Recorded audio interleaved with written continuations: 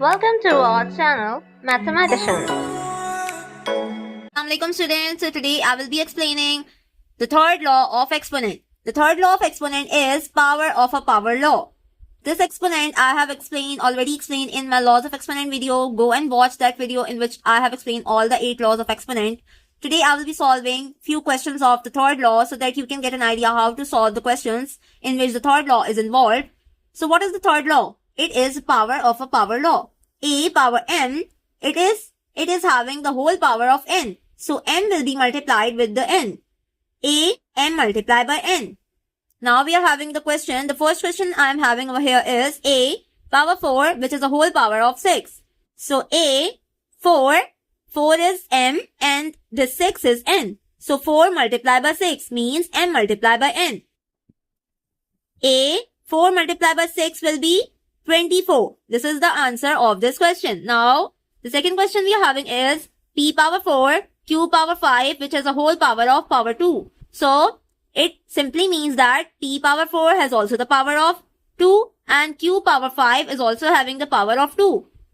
So, p power 4, power 2 and q power 5 is also having the power 2. So, 4 multiplied by 2 is 8, p power 8, and 5 multiplied by 2 is 10, q power 10. This is the answer of this question. Now the question number 3 we are having is y power 7 and it has a whole power of 3. So 7 multiplied by 3 will be y 21, y power 21. Now the fourth question we are having is x power square and y power cube, which is having a whole power of 2 and this whole has a power of 3. So, this will be considered m and this will be considered n first of all. So, m multiplied by n will be 2 multiplied by 3 will be 6. This will be written as it is x square, y cube and this whole will have a power of 2 multiplied by 3 will be 6. Now, we will solve it further. X power square power 6. Y has a power of cube and it has a whole power of 6.